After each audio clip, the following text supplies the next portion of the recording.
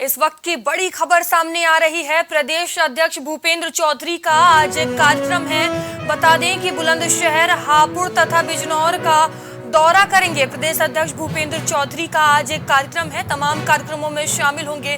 बता दें बुलंदशहर, हापुड़ तथा बिजनौर का दौरा करेंगे भूपेंद्र चौधरी।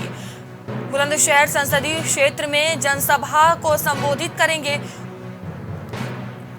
बता दें तमाम कार्यक्रमों में शामिल होंगे। जहांगीराबाद नवीन मंडी स्थल में जनसभा करेंगे।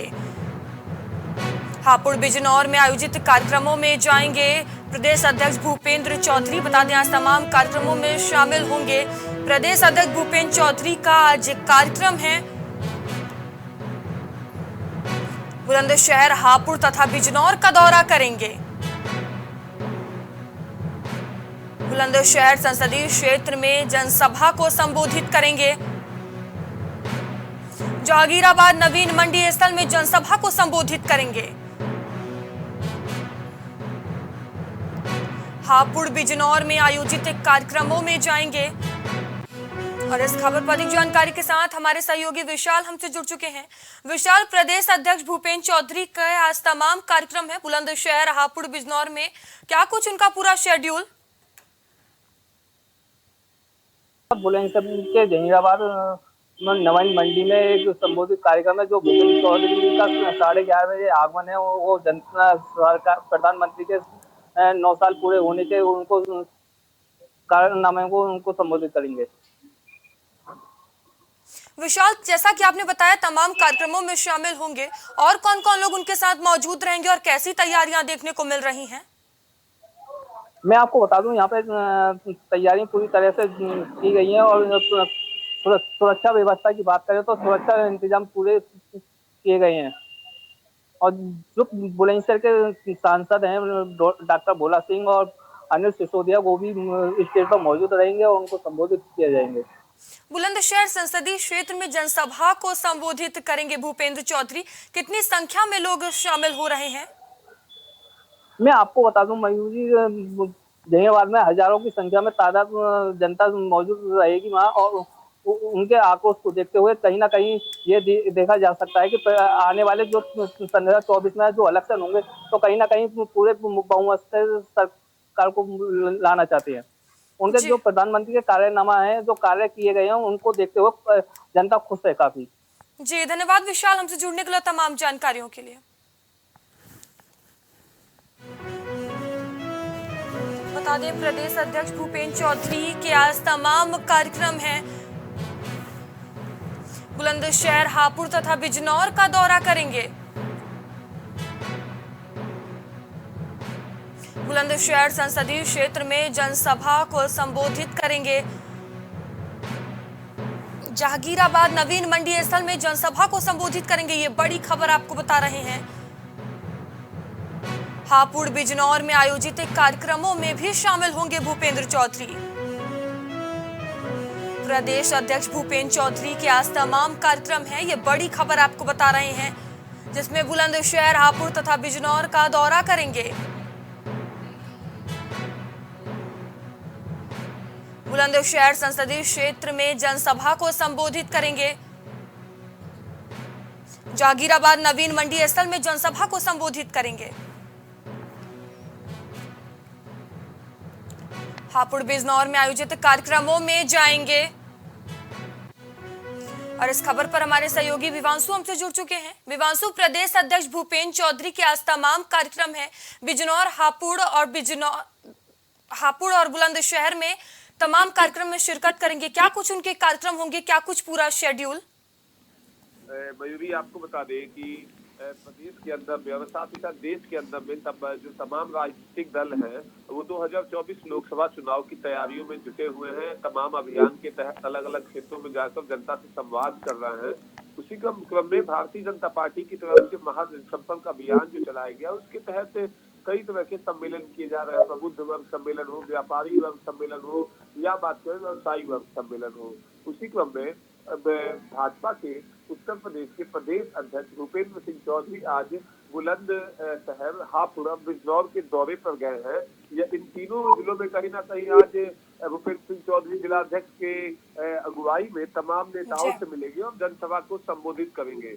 आपको बताएं कि सबसे पहले अगर बात की जाए तो बुलंदशहर में भूपेंद्र सिंह चौधरी अभी पहुंच चुके हैं और कुछ ही समय के अंदर वो वहां की जनसभा को संबोधित करेंगे। इसमें लगभग हजारों की संख्या में भारतीय जनता पार्टी और प्रधानमंत्री नरेंद्र मोदी और मुख्यमंत्री योगी आदित्यनाथ के चाहने वालों का हुज्म कहीं न कहीं बुलंदशहर के इस जनसभा में देखने को मिल रहा है। वहीं अगर बात की जाए तो उसके ठीक बाद वो जहीराबाद नवीन मंडी स्थल पर से अपना जनसभा करेंगे। ऐसे ही वो हापुड़ और बिजनौर में भी कहीं न कहीं कार्यक्रमों में आयोजित जो जिला इकाई के द्वारा की गई होगी उसमें वो शिरकत करेंगे।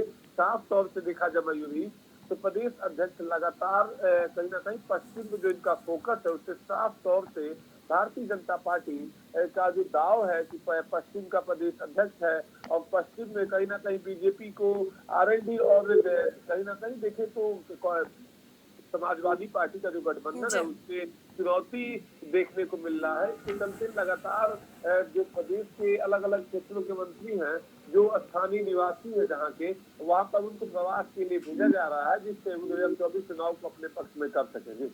जी विवांशु, जैसा कि अभी आपने बताया भूपेंद्र चौधरी तमाम कार्यक्रमों में शिरकत करेंगे, उनके साथ और कौन लोग मौजूद रहेंगे और कैसी तैयारियां देखने को मिल रही है कार्यक्रम को लेकर? जी आपको बता दें कि प्रदेश अध्यक्ष भारतीय जनता पार्टी के भूपेंद्र सिंह चौधरी जब इन तीनों जिलों में पहुंचेंगे तो उनके साथ जिला इकाई के तमाम कार्यकर्ता पदाधिकारी मौजूद रहेंगे। जिलाध्यक्ष कहीं ना कहीं उनकी अगुवानी करेंगे और उसके ठीक बाद जिलाध्यक्ष की अगुवानी में वो तमाम जगहों के कार्यक्रमों में शिरकत करेंगे। वही भी अगर बात की जाए तो आमतौर पे देखा जाता है कि जब भारतीय जनता पार्टी का अभियान चलता है तो उससे खास तौर से जिलों में और विधानसभा स्तर पर बनाने की कहीं ना कहीं उसे आयोजन करने की निर्देश दिए जाते हैं और बखूबी बीजेपी हमेशा चुनावी मोड में रहती है। तो चाहे जिला इकाई हो चाहे राष्ट्रीय इकाई हो हर एक जगह पे कार्यकर्ता सक्रियता के साथ काम करते हुए नजर आते हैं। भूपेंद्र सिंह चौधरी जब जाएंगे तो उनके साथ हर एक जिले की जिला इकाई भी उनके साथ नजर आएगी। साथ ही साथ स्थानीय विधायक और सांसद भी कहीं ना कहीं इस कार्यक्रम में शिरकत करेंगे। जी धन्यवाद विवांशु तमाम जानकारियों के लिए।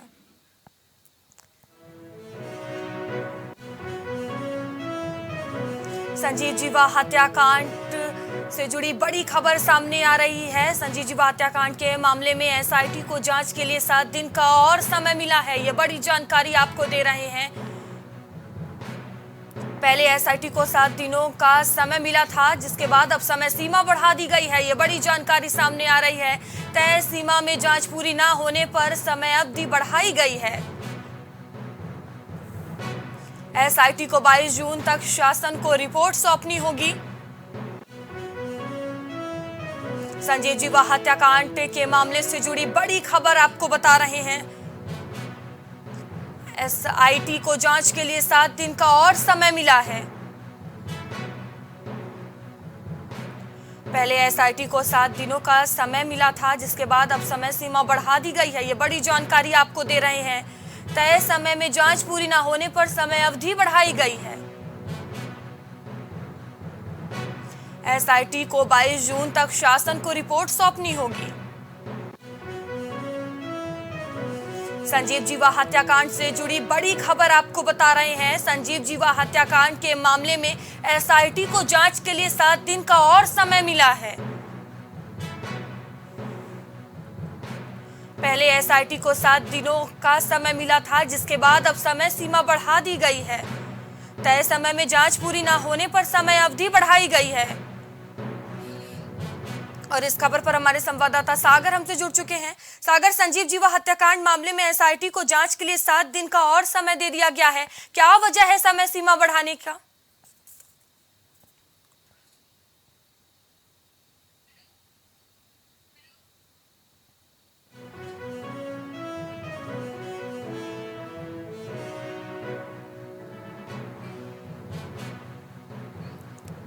बता दें एसआईटी को जांच के लिए 7 दिन का और समय मिला है, ये बड़ी जानकारी आपको दे रहे हैं। पहले एसआईटी को 7 दिनों का समय मिला था जिसकी समय सीमा बढ़ा दी गई है। तय समय से जांच पूरी ना होने पर समय अवधि बढ़ाई गई है। एसआईटी को 22 जून तक शासन को सौंपनी होगी रिपोर्ट। संजीव जीवा हत्याकांड के मामले से जुड़ी बड़ी खबर आपको बता रहे हैं। एसआईटी को जांच के लिए 7 दिन का और समय मिला है और इस खबर पर हमारे संवाददाता सागर हमसे जुड़ चुके हैं। सागर, संजीव जीवा हत्याकांड मामले में एसआईटी को जांच के लिए 7 दिन का और समय मिला है, क्या वजह है समय सीमा बढ़ाने की? जी देखिए मयूरी, बहुत बड़ा ये कांड था क्योंकि 7 जून की बात है। दोपहर तकरीबन 3 से 4 बजे के बीच विजय यादव नाम का एक शूटर आता है जो वकील के भेस में आता है, और जो संजीव जीवा है जिसकी हत्या हुई वो पेशी के लिए हाई कोर्ट में आता है, एससीएससी कोर्ट में आता है।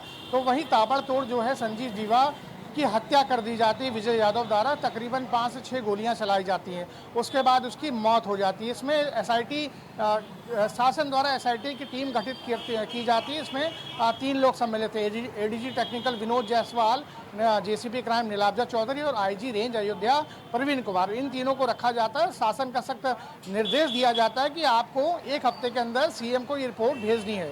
लेकिन 1 हफ्ते होने के बावजूद भी ये देखा गया कि लगातार एसआईटी जांच तो करी, क्योंकि बहुत बड़ा कांड है, बहुत बड़ा परिसर है। इसमें हर एक बिंदुओं पे जांच की जाएगी, क्योंकि कैमरे से लेकर एंट्री तक किस तरह से एंट्री करवाई, कौन था इसके पीछे, कौन कौन लोग थे, किन किन लोगों से जीवा की दुश्मनी थी, किन किन लोगों से विजय यादव मिला था। इन सब चीज़ों को, पहलुओं को लेकर एसआईटी अपनी जो जांच रिपोर्ट है फिलहाल अभी 1 हफ्ते में सबमिट नहीं कर पाई, जमा नहीं कर पाई है। तो शासन की तरफ से फरमान ये आया है कि 22 जून तक की जो है एसआईटी को पूरी रिपोर्ट अपनी सौंपनी होगी, और जो भी पहलू सामने आएंगे वो पूरी तरह से दर्शाने होंगे, क्योंकि 1 हफ्ते का समय मिलने के बावजूद भी अगर जांच नहीं पूरी हो पाई है, तो अगर 2 हफ्ते के समय मिलने के बाद जांच ना पूरी होने की दशा में देखने वाली स्थिति ये होगी कि एसआईटी क्या फिर आगे भी कुछ समय मांग सकती है शासन से, या फिर इस जो हफ्ते एक मांगे हैं उसने इस हफ्ते में ही जांच को, अपनी रिपोर्ट को पेश करेगी। जी सागर, अभी तक 7 दिनों की जांच में क्या कुछ सामने आया है और आगे कितनी बड़ी चुनौती है एसआईटी पर? जी देखिए, एसआईटी अपनी जांच कर रही थी, तो इसमें तमाम सवाल थे कि जीवा को वो कैसे जानता था, या फिर जीवा उससे मिला था या नहीं, या फिर जीवा की उसके पास फोटो थी विजय यादव के पास, या फिर विजय यादव किससे मिला, जो शूटर था विजय यादव किससे मिला, किन किन लोगों को वो लगातार फ़ोन पे संपर्क में था, कौन लोग हैं वो जो जिनके वहाँ रुका था, कहाँ से आया था। तमाम ऐसे सवाल जो है पैदा हुए एसआईटी ने किए, क्योंकि हालत जो है विजय यादव को बलरामपुर अस्पताल ले जाया गया था उसका मेडिकल प्रशिक्षण के लिए, क्योंकि 3 दिन की पुलिस रिमांड भी मिली है। गुरुवार सुबह 10 बजे से लेकर आज शाम की बात करूं, आज शाम को 5 बजे तक जो विजय यादव है शूटर पकड़ा गया था, उसकी पुलिस रिमांड खत्म हो जाएगी। उसके बाद पुलिस रिमांड के दौरान एसआईटी ने मुझसे पूछताछ की। एसआईटी को तमाम ऐसे पहलू मिले, बिंदु मिले, लेकिन हाँ वो जो विजय यादव है शूटर, वो लगातार अपने बयान बदल नहीं रहा था, लेकिन वो अपने बयान जो पलट रहा था, एक ही बयान को 10 बार बोल रहा था।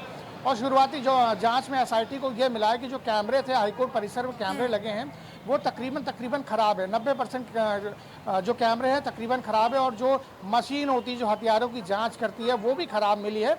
और एंट्री गेट पर जो पुलिस वाले थे वो भी कहीं ना कहीं लापरवाही बरतते नजर आए। तो शुरुआती दौर में जो पुलिस वाले, उनकी लापरवाही सामने आ रही, सुरक्षा को लेकर पूरी तरह लापरवाही सामने आ रही है। अब ये थी सुरक्षा की बात। सुरक्षा को एसआईटी ने पूरी तरह से जांचा, वो कहाँ से किस जगह से आया, किस जगह से एंटर किया, ये तो हालांकि पूछताछ में ही बता सकता है। लेकिन कहीं ना कहीं देखिए, जब इतनी सारी कमियां आई एक हाईकोर्ट परिसर में, इस हाईकोर्ट परिसर में एक जज भी आते हैं, वकील भी आते हैं, फरियादी भी आते हैं, मुलजिम भी आते हैं, मुजरिम भी आते हैं, तमाम लोग आते हैं, तमाम अलग अलग जिलों से आते हैं अपनी फरियाद लेके। तो कहीं ना कहीं सुरक्षा पर बहुत बड़ा सवाल ये पैदा हुआ। एसआईटी को अपनी जांच में सुरक्षा की कमी लगी, और उसके बाद अब पूछताछ में जो विजय यादव है पूछताछ में क्या कुछ बताता है उसके बिहाफ पे, उसके हिसाब से ही पहलुओं पर एसआईटी जांच करेगी और उस बिंदुओं पर खरी उतरेगी और सवालों का जवाब ढूंढ के मुझे लगता है अगर 7 दिन का वक्त और दे दिया गया है तो ये बड़ी चुनौती होगी 7 दिनों में जांच को पूरी करना।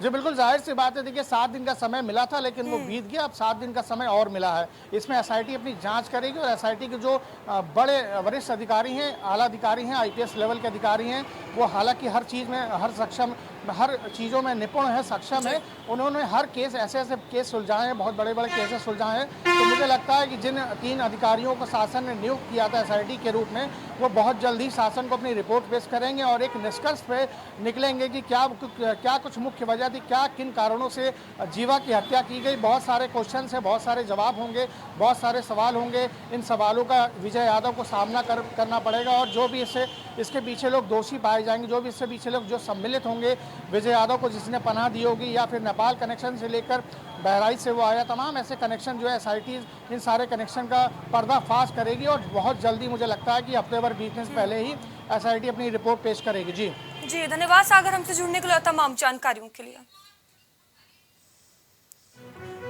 और इस वक्त एक और बड़ी खबर सामने आ रही है। योगी सरकार अवैध धर्मांतरण और लव जिहाद पर सख्त नजर आ रही है। बड़ी खबर आपको बता रहे हैं। अब तक 442 FIR, 1276 नामजद, 859 पर कार्रवाई हुई है। बता दें DG special law and order Prashant Kumar ने ये जानकारी दी है। बड़ी खबर आपको बता रहे हैं, यूपी पुलिस ऐसे मामलों में सख्ती से कार्रवाई कर रही है। योगी सरकार अवैध धर्मांतरण और लव जिहाद पर सख्त नजर आ रही है। ये बड़ी खबर आपको बता रहे हैं। अब तक 442 FIR, 1276 नामजद, 859 गिरफ्तार हुए हैं। DG special law and order Prashant Kumar ने ये जानकारी दी है। यूपी पुलिस ऐसे मामलों में सख्ती से कार्रवाई कर रही है।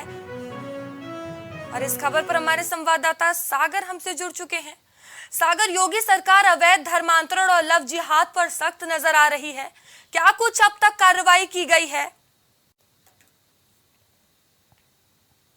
जी बिल्कुल मयूरी, जाहिर सी बात है, लव जिहाद और धर्म परिवर्तन पर शुरुआत से सरकार की एक नीति रही है कि वो पूरा सख्त रवैया अपनाएगी और सख्त रवैया भी अपना रही। करीब 2.5 साल पहले ये कानून बनाया गया था। इसमें कानून में विभिन्न प्रावधान रखे गए थे क्योंकि SC/ST महिलाओं को या फिर बालिकाओं को या फिर किशोरियों को अगर कोई बहला फुसलाकर धर्म परिवर्तन करता है तो इसमें तकरीबन 10 साल की कैद बताई गई थी। 10 साल की कैद का प्रावधान रखा गया था और साथ ही जुर्माने की जो राशि थी 15,000 शुरुआत में रखी गई थी, उसको बढ़ाकर 50,000 कर दिया। और दूसरे वर्ग की बात करूं, निम्न वर्ग की बात करूं, तो वहां पर अगर ऐसा करने पर 1 से 5 साल की सजा का प्रावधान रखा गया तो जुर्माने की राशि 15,000 रखी गई थी। अब तक तकरीबन 442 FIR हो चुकी है। 1273 से 76 तक नामजद लोग भी हैं और 800 से अधिक लोगों को गिरफ्तारी हो चुकी है। इन गिरफ्तार लोगों में 185 लोगों ने तकरीबन ये बताया कि उन्होंने धर्म कबूलने की बात ही कही। क्योंकि हाल ही की बात बता दूं कि अभी गाजियाबाद में एक धर्म परिवर्तन का बड़ा खेल सामने आया था। गेमिंग के नाम पर जो नवयुवक हैं, किशोर हैं, उन्हें बहला फुसलाकर किसी तरह गेम खिलाया जाता था। उन्हें फिर उसके बाद गेम में पहले हराया जाता था, उसके बाद जिताने के बाद उन्हें कुरान की आयतें पढ़ाई जाती थी। कुल मिला के एक नेक्सस था, बहुत बड़ा गिरोह है। इसमें 2 लोगों की गिरफ्तारी हुई। एक की गिरफ्तारी गाजियाबाद से ही हुई थी और दूसरे की गिरफ्तारी के लिए गाजियाबाद पुलिस को बेहद ही संघर्ष करना पड़ा था, जो कि बद्दो की गिरफ्तारी हुई। उसके बाद बद्दो से पूछताछ में तमाम ऐसे पाकिस्तानी कनेक्शन भी सामने खुल के आए। तो कुल मिला के देखिए, अगर बात करूंगा धर्म परिवर्तन के, तो इसको लेकर शासन पूरी तरह से सख्त है और इसमें स्पेशल DG प्रशांत कुमार का साफ साफ बयान ये आया है कि अगर ऐसी कोई स्थिति आती है तो उस पर पूरी तरह से एक्शन लिया जाएगा। यूपी पुलिस एक्शन मोड में हर तरह से तैयार है और कहीं ना कहीं अगर ऐसा कुछ होता है तो उस पर कड़ी कार्रवाई भी की जाएगी। जी मयूरी। जी धन्यवाद सागर, हमसे जुड़ने के लिए तमाम जानकारियों के लिए।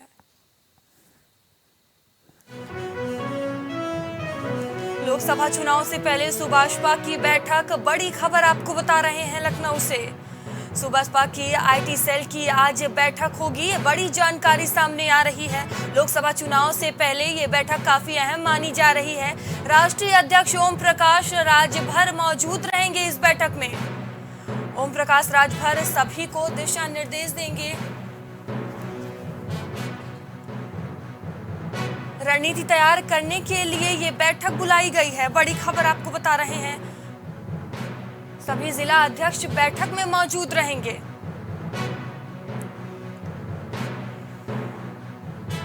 कई लोग आज सुभाषपा की सदस्यता भी लेंगे। ये बड़ी जानकारी सामने आ रही है।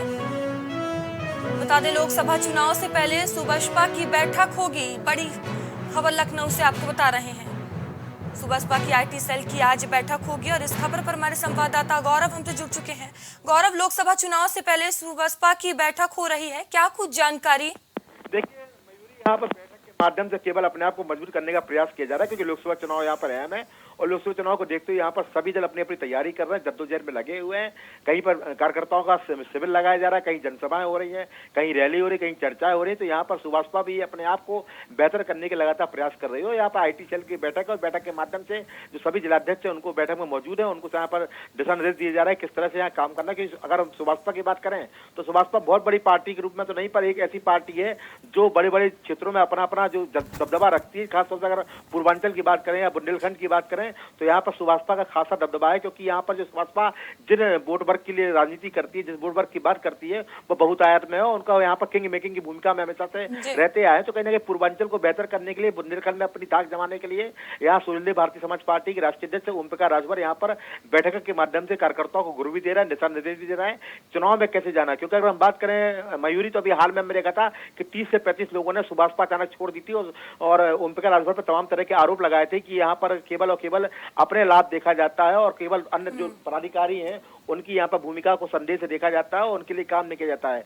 तो कहीं ना कहीं यहाँ पर जिस तरह से कई लोग छोड़ के गए थे, उसके बाद जब पार्टी कोई छोड़ता है तो उसका नुकसान जरूर होता है। तो मेरे ख्याल से यहाँ पर तमाम लोग ज्वाइन भी कर रहे हैं, क्योंकि ये जाना जा रहा है कि कुछ लोग यहाँ सदस्यता भी ले रहे हैं, तमाम यहाँ पर लोग जुड़ेंगे भी। इसके पहले भी हमने देखा है कि लगातार जो उनके मीडिया पैनल है उसको भी लगातार यहाँ पर चर्चा हो रही है, उनको बताया जा रहा है किस तरह से काम करना। IT सेल को भी यहाँ बैठक के माध्यम से IT सेल को मजबूत किया जा रहा है, किस तरह आने वाले समय में सुभाषपा का जो काम है, सुभाषपा का संघर्ष है, वो आम जन तक पहुंचाना बहुत जरूरी है। क्योंकि हम देखते हैं कि अगर 14 चुनाव की बात करें, 17 चुनाव की बात करें, 19 चुनाव की बात करें या 22 चुनाव की बात करें, कि मैक्सिमम चुनाव सोशल मीडिया पे हुआ है। सोशल मीडिया को बेहतर करने के यहाँ पर IT सेल की बैठक भी हो रही है। यहाँ पर कई लोग सदस्यता भी लेंगे, उसके साथ साथ जिलाध्यक्ष को भी बैठक बुलाकर यहाँ पर दिशा निर्देश दिए जा रहे हैं। मयूरी जी धन्यवाद गौरव तमाम जानकारियों के लिए।